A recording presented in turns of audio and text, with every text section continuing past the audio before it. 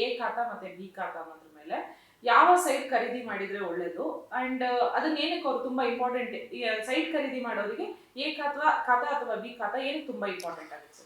So ಖಾತಾ ಅನ್ನೋದು actually it proves the ownership of the property. So ಖಾತಾ ಯಾವಾಗಿಂದ ಸ್ಟಾರ್ಟ್ ಆಯಿತು? 2007ರಲ್ಲಿ BBMP ಫಾರ್ಮ್ ಆಗುತ್ತೆ, ಬೃಹತ್ ಬೆಂಗಳೂರು ಮಹಾನಗರ ಪಾಲಿಕೆ. ಸೊ ಖಾತಾ ಅನ್ನೋದು ಅವ್ರು ಸ್ಟಾರ್ಟ್ ಮಾಡಿದ್ದು ಏನಕ್ಕೆ ಅಂದರೆ ಟ್ಯಾಕ್ಸ್ ಕಲೆಕ್ಷನ್ ಮಾಡೋದಕ್ಕೆ ಮುಂಚೆ ತುಂಬಾ ಕಷ್ಟ ಆಗ್ತಿತ್ತು. ಸೊ BBMP ಅವ್ರು ಏನು ಮಾಡ್ತಾರೆ, 2 ರಿಜಿಸ್ಟರ್ ಇಡ್ತಾರೆ. ಒಂದು ಎ ಖಾತಾ ರಿಜಿಸ್ಟರ್, ಬಿ ಖಾತಾ ರಿಜಿಸ್ಟರ್.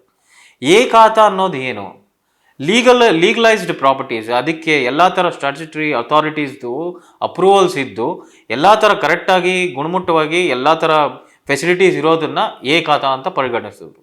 ಬಿ ಖಾತಾ ಪ್ರಾಪರ್ಟಿ ಇದಕ್ಕೆ ಕೆಲವೊಂದು ಅಪ್ರೂವಲ್ಸ್ ಇರೋದಿಲ್ಲ, ಲೀಗಲಿ ಪ್ರಾಬ್ಲಮ್ ಇರುತ್ತೆ, ಇಂಥವನ್ನ ಬಿ ಖಾತಾ ಅಂತಂದರು. ಎ ಖಾತಾ ಪ್ರಾಪರ್ಟಿ ಬಂದ ಮೇಲೆ ಅದಕ್ಕೆ ಟ್ಯಾಕ್ಸ್ ಕಲೆಕ್ಷನ್ ಈಸಿ ಆಯಿತು. ಸೊ ನಾನು ಹೇಳೋದೇನಾದರೆ ಇನ್ವೆಸ್ಟ್ಮೆಂಟ್ ಇನ್ ಎ ಖಾತಾ property is any day better. So ಅದೇ ಬಿ ಖಾತಾ ಪ್ರಾಪರ್ಟಿಗೂ ಇನ್ವೆಸ್ಟ್ ಮಾಡಬಹುದು. ಮಾಡಿದಾಗ ಒಂದು ಟ್ರೇಡಿಂಗ್ ಅಂತ, ಈಗ ನೀವು ತಗೊಂಡು ಮಾರೋವಂಥದ್ದಾದರೆ ಬಿ ಖಾತಾ ಪ್ರಾಪರ್ಟಿ ತೊಗೋಬೋದು. ಡಿಸ್ಅಡ್ವಾಂಟೇಜ್ ಏನಿದೆ ಬಿ ಖಾತಾ ಪ್ರಾಪರ್ಟಿಲಿ, ನಿಮಗೆ ಅಪ್ರೂವಲ್ಸು, ನಾಳೆ ಬೆಳಗ್ಗೆ ನೀವು ಒಂದು ಕನ್ಸ್ಟ್ರಕ್ಷನ್ ಮಾಡಬೇಕಾಗುತ್ತೆ, ಒಂದು ಅಪ್ರೂವಲ್ಸ್ ತೊಗೋಬೇಕಾಗುತ್ತೆ, ಅವಾಗ ಕಷ್ಟ ಆಗುತ್ತೆ.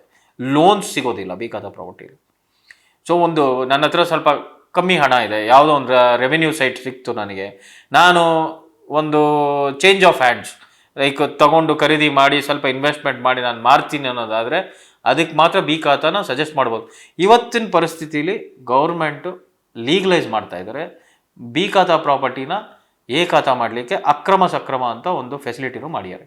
ಇದರಲ್ಲಿ ನೀವೇನು ಮಾಡಬೇಕಾಗತ್ತೆ, ನೀವು ಬೆಟರ್ಮೆಂಟ್ ಚಾರ್ಜಸ್ ಜೊತೆಗೆ ಸ್ವಲ್ಪ ಪೆನಾಲ್ಟಿ ಚಾರ್ಜಸ್ಸು ಇವೆಲ್ಲ ಕಟ್ಟೋದಾದರೆ ಈ ಬಿ ಖಾತಾ ಪ್ರಾಪರ್ಟಿನೂ ಎ ಖಾತಾ ಮಾಡ್ತಾರೆ. ಆವಾಗ ಗೌರ್ಮೆಂಟಿನ ಸೌಲಭ್ಯಗಳು ಏನಿದಾವಲ್ಲ, ಸೌಲಭ್ಯ ಅಂದರೆ ಏನು, ನಿಮಗೆ ರಸ್ತೆ ಆಗಿರ್ಬೋದು, ಚರಂಡಿ ಆಗಿರ್ಬೋದು, ಮತ್ತು ನಿಮಗೆ ಪವರ್, ಎಲೆಕ್ಟ್ರಿಸಿಟಿ, ಇಂಥ ಫೆಸಿಲಿಟೀಸ್ ಬರಬೇಕಾದ್ರೆ ಬೆಟರ್ಮೆಂಟ್ ಚಾರ್ಜಸ್ ಕಟ್ಟಬೇಕಾಗ್ತದೆ.